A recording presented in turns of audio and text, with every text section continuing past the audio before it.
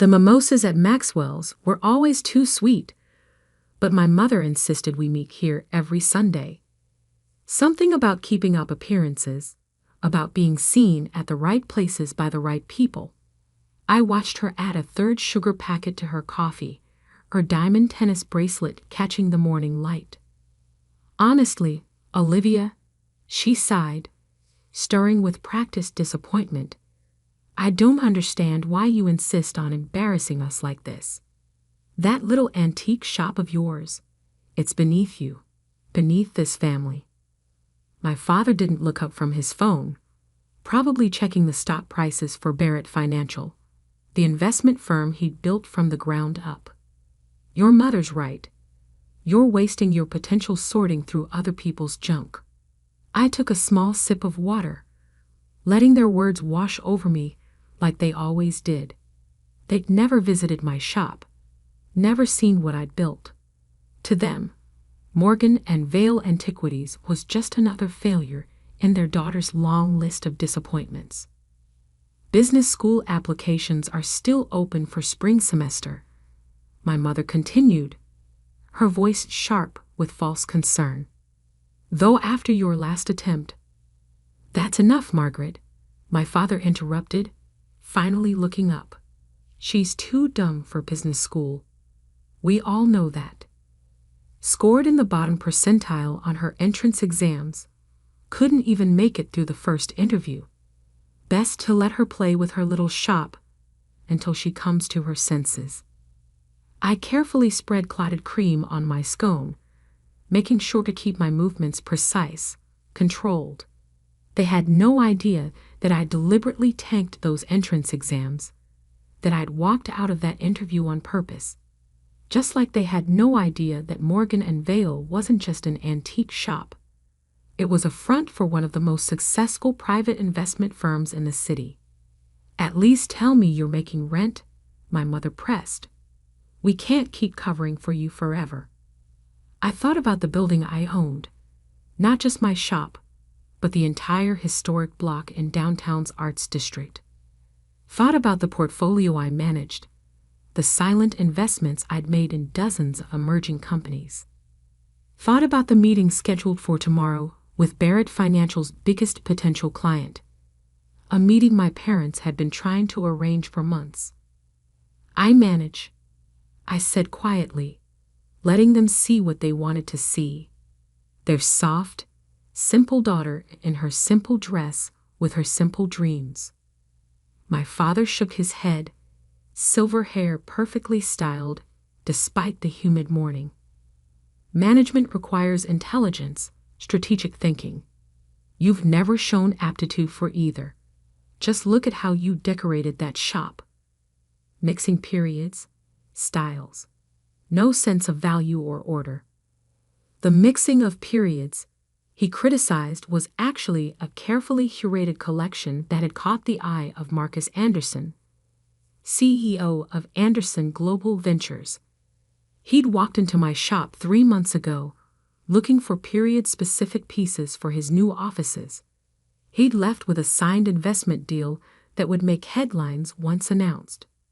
And that name, my mother added with a delicate shudder, Morgan and Vale. Sounds like a funeral home. Why not use Barrett? At least then you'd have some credibility. Because Morgan was my grandmother's maiden name, the grandmother who taught me about true value, about seeing beyond surface appearances.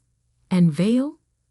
That was for the valley where I'd made my first investment, turning a small inheritance into the seed of what would become a quiet empire. Speaking of credibility, my father said, his tone shifting to something sharper, I heard you were asking questions about Barrett Financial's new tech division, trying to understand what your betters are doing. I had more than asked questions. I'd been systematically acquiring shares through various shell companies, positioning myself for a move they'd never see coming. But they didn't need to know that. Not yet. Just curious, I murmured, dabbing my lips with a napkin. Family interest. He laughed, the sound cold and dismissive. Family interest? You can barely balance your shop's books. Leave the real business to those who understand it. I checked my watch. A simple Timex that hid the Patek Philippe I wore to board meetings. Speaking of the shop, I should get going. Sunday inventory. Of course, my mother sighed. Run along to your little toys. Just remember, when you finally admit defeat, your father might have an entry-level position available. Filing, perhaps. I stood, smoothing my plain dress. The one I wore just for these brunches. So different from the designer pieces that filled my real closet. Thank you for brunch. See you next Sunday. As I walked away, I heard my father's voice. Bottom percentile. Can you believe we raised someone that dumb? I smiled slightly, thinking about tomorrow's meeting. About how Anderson Global Ventures was about to become Barrett Financial's biggest client. Through me. Their silent investor. About how my father's tech division was about to discover its majority shareholder was his dumb daughter.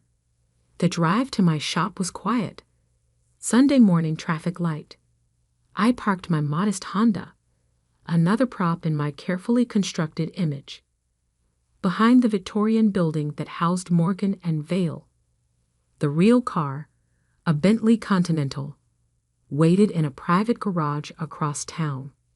Inside, the shop was exactly as my father had criticized, a masterful blend of periods and styles, each piece carefully chosen not just for its aesthetic value, but for the stories it could tell. Stories about patience, about waiting for the right moment, about value hidden in plain sight. My assistant, Sarah, looked up from the antique desk where she managed not shop inventory but investment portfolios worth millions. How was brunch? Predictable, I replied, slipping off my flat shoes and replacing them with Louboutins. Are we ready for tomorrow? She nodded, pulling up detailed financial reports on her laptop.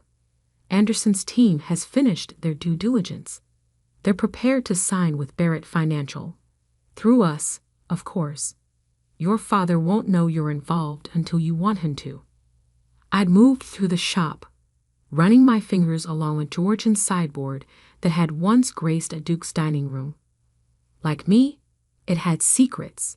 A hidden compartment that once held royal letters now contained documents detailing my ownership of key Barrett financial assets. Final projections? I asked, settling behind my own desk, a Queen Anne piece that had witnessed countless business deals over its 3 centuries. Conservative estimate puts the deal at $50 million initial investment, with potential for up to $200 million over 5 years. Sarah paused, a small smile playing at her lips. Your father's been trying to land Anderson for months. Never realized his own daughter had already sealed the deal. I opened my laptop, checking the latest market updates. Barrett Financial's stock was up, riding high on rumors about tomorrow's meeting. My father had probably spent his entire brunch checking those same numbers, never knowing who really controlled them. Did you see the latest board memo? Sarah asked, forwarding me an email. They're planning to announce your father as CEO Emeritus next quarter, transition to new leadership. They're considering external candidates since, apparently, there's no one suitable in the family. I smiled, thinking about the shares I'd accumulated, the voting power I'd quietly amassed. Interesting timing. A text lit up my phone. My mother? Darling, do reconsider business school. Your father and I hate seeing you waste your life like this. I set the phone aside without responding. Let them think what they wanted. Tomorrow would change everything. Sarah cleared her throat. Your suit for tomorrow's meeting arrived. Alexander McQueen. The tailor made the adjustments you requested. Perfect. I stood, moving to adjust a delicate Venetian mirror that had once hung in a doge's palace. In its reflection, I saw not the simple shopkeeper my parents mocked, but the businesswoman I truly was, sharp, focused, unstoppable. "Shall I confirm the meeting time?" Sarah asked. "Your father's office has been calling all morning, trying to reschedule around Anderson's demands." "No need," I replied. "Everything stays exactly as planned. 9 a.m. tomorrow. Barrett Financial's main conference room. Time for the family business to meet the family disappointment." The rest of Sunday passed in careful preparation. While my parents probably sat in their country club, lamenting their daughter's failures, I reviewed contracts, confirmed positions, and finalized the details that would make tomorrow more than just a meeting. It would be a revelation. As evening fell, I locked up the shop's front door, the antique key heavy in my hand. Through the Victorian windows, I could see the streetlights coming on, casting long shadows across the hardwood floors and priceless artifacts within. My phone buzzed again, a message from Marcus Anderson himself. "Ready for tomorrow? Your parents won't know what hit them." I typed back a simple response. They never do.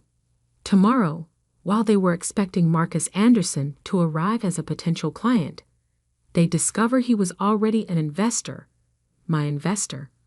Tomorrow, while they were preparing to pitch their services, they'd learn that their biggest deal was already done, signed in their daughter's little shop between a Louis XV commode and a Chippendale chair.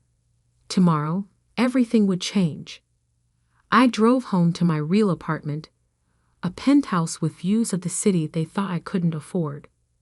Replacing my simple dress with silk loungewear, I poured a glass of wine and reviewed tomorrow's schedule one final time. 8:30 a.m. Arrive at Barrett Financial, not as the failed daughter but as Morgan Vale, the investment broker they'd been trying to track down for months. 8:45 a.m. Meet Marcus in the lobby, right under my father's nose. 9:00 a.m. Walk into the conference room and watch their faces as they realized who really controlled their future. My phone lit up one last time. My father. "If you're free tomorrow, the mailroom could use some help. Might be good experience for you. Better than playing shop." I didn't respond. Tomorrow would be response enough. Monday morning dawned clear and sharp, the kind of autumn day that makes everything feel possible. I dressed with careful precision. A black Alexander McQueen suit that cost more than my parents thought I made in a year. Louboutin heels that had never seen the inside of my antique shop. And my grandmother's vintage Cartier watch, the only piece of my real life I'd never hidden. Sarah met me at my penthouse, carrying 2 leather portfolios. "Your father's already at the office," she reported, handing me one of the folders. "Called an early meeting to prep the team for Anderson's arrival. Your mother's there too." Apparently, she couldn't miss this historic moment for Barrett Financial. I smiled, checking my reflection one last time. Gone was any trace of the simple shopkeeper they knew. In her place stood Morgan Vale, the investment broker who'd been making waves in private equity circles for the past 5 years. "How long do you think it'll take them to realize?" Sarah asked as we rode the elevator down to the private garage. "That depends," I replied, sliding into the Bentley's leather interior, "on whether they see what they expect to see, or what's actually in front of them." The drive to Barrett Financial's headquarters was smooth, traffic parting for the luxury car they didn't know I owned. As we pulled into the executive parking area, I spotted my father's Mercedes in his reserved space, the vanity plate reading BARRETT1, subtle as ever. Marcus Anderson was waiting in the lobby, his tall frame casual against the marble pillar. He straightened when he saw me, a grin playing at his lips. "Ready for the show?" he asked quietly as I approached. Born ready, I replied, just as my father's voice boomed across the lobby. Marcus, welcome to Barrett Financial. He strode forward, hand extended, my mother 2 steps behind him in her perfectly coordinated designer suit. Neither of them glanced at me. After all, why would they look twice at a stranger in expensive clothes? Marcus shook my father's hand but kept his eyes on me. Robert, Margaret, always a pleasure. But I believe you know my investment broker. Morgan Vale. The moment stretched like pulled glass, fragile and sharp. I watched as confusion flickered across my father's face, followed by dismissal. After all, his daughter couldn't possibly be the mysterious Morgan Vale they'd been pursuing for months. Morgan Vale, he repeated, finally turning to look at me properly. I wasn't aware we'd be joined by. His voice trailed off. I saw the exact moment recognition hit, saw his eyes widen as he took in my appearance, my presence, my complete transformation from the daughter he thought he knew. Hello, Dad, I said softly. Surprise. My mother's hand flew to her throat, her perfectly manicured nails clutching her pearl necklace. Olivia? What is this? What are you doing here? Perhaps, I suggested, my voice carrying the authority of someone who controlled billions. We should take this to the conference room. We wouldn't want to cause a scene in the lobby. Marcus nodded approvingly. Excellent idea. After you, Ms. Vale. I led the way to the elevators, feeling my parents' shocked stares boring into my back. The ride up was silent, thick with unasked questions and unwelcome realizations. The conference room was already full, board members, department heads, even my father's executive team, all waiting for the meeting that would change everything. They rose as we entered, their eyes moving curiously between Marcus Anderson, my shell-shocked parents, and me. Good morning, I said, taking my place at the head of the table, my father's usual seat. For those who don't know me, I'm Morgan Vale of Morgan and Vale Investments. Though some of you, I glanced at my parents, who had yet to sit down, might know me better as Olivia Barrett. The room erupted in whispers. I saw recognition dawn on face after face as they connected the dots between the simple Barrett daughter and the investment broker who'd been making headlines. This is absurd, my father finally managed, his face flushing. Olivia, what kind of game are you playing? No game, Dad, I replied, opening my portfolio. Just business. Marcus, shall we begin? Marcus took his seat, clearly enjoying the drama. Of course. As you all know, Anderson Global Ventures has been considering a significant investment in Barrett Financial. What you don't know is that we've already made our decision through Morgan and Vale Investments. I slid documents across the table. 3 months ago, Anderson Global Ventures committed to a $50 million initial investment, with provisions for up to $200 million over 5 years. The paperwork has already been signed and executed. Impossible, my father breathed, staring at the contracts. These would have needed board approval, which they received. I cut in smoothly. Through the voting shares I've been acquiring over the past 5 years. As of last quarter, I control 32% of Barrett Financial's voting stock. My mother sank into a chair, her perfect posture crumbling. But your shop, your failed business school attempts. The shop is real, I confirmed. It's also incredibly profitable, though not just from antiques. It's the front for one of the most successful private investment firms in the city. As for business school, I smiled. I already had my MBA from London Business School when you were pushing me to apply.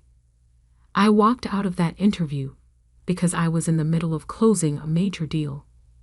The board members were leafing through the documents I'd distributed, their expressions moving from shock to something like respect.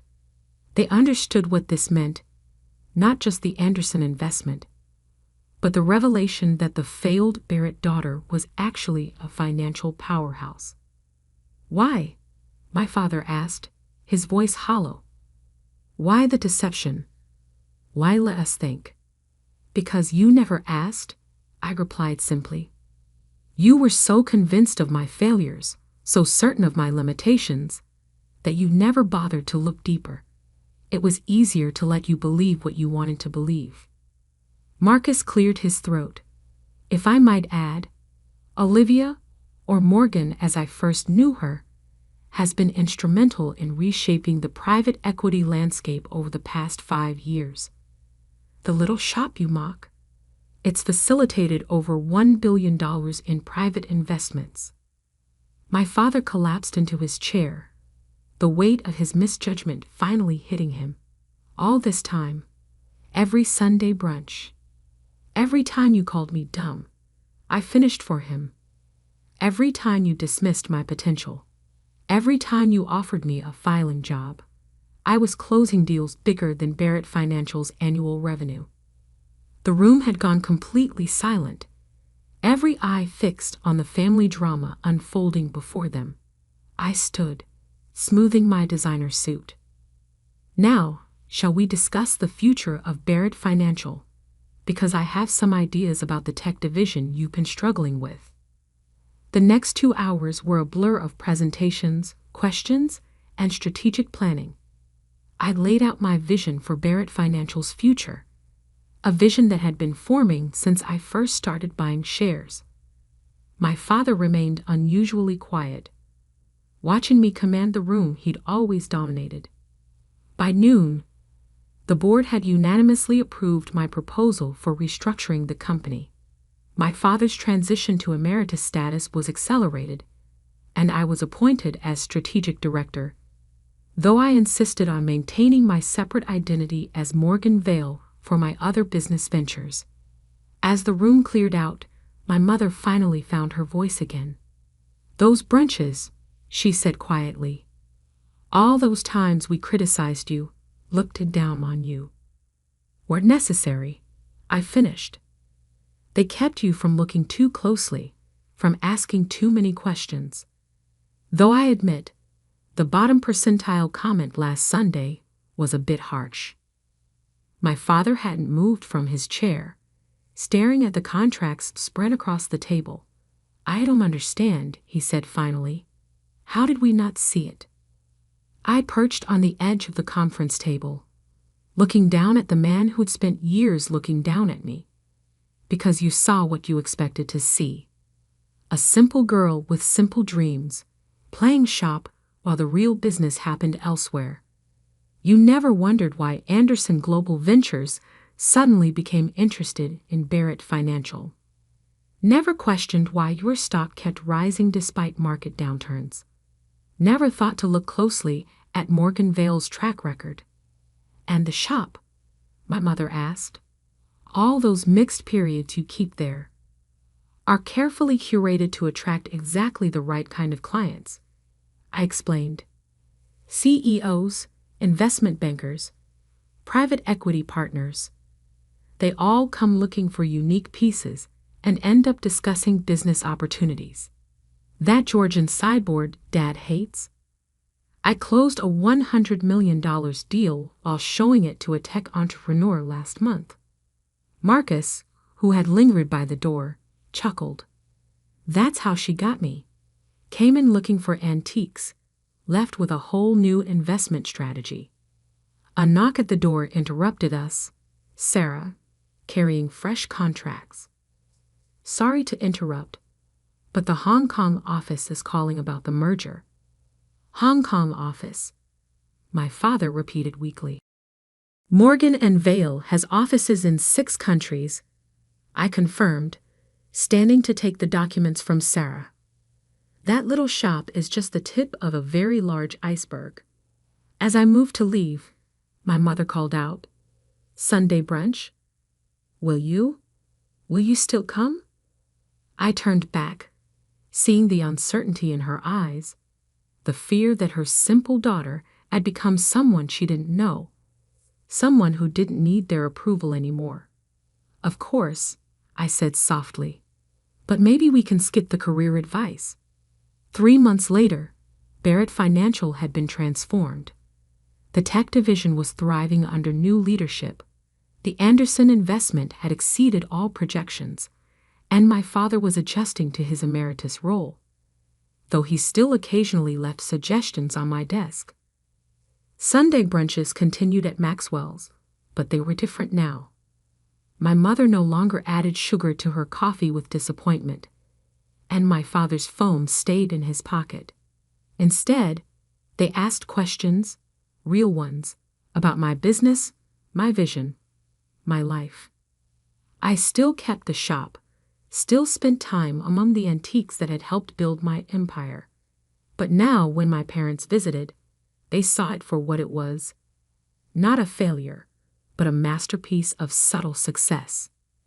And if sometimes, during board meetings or investment discussions, I caught my father watching me with a mixture of pride and regret, well, that was just part of the new normal.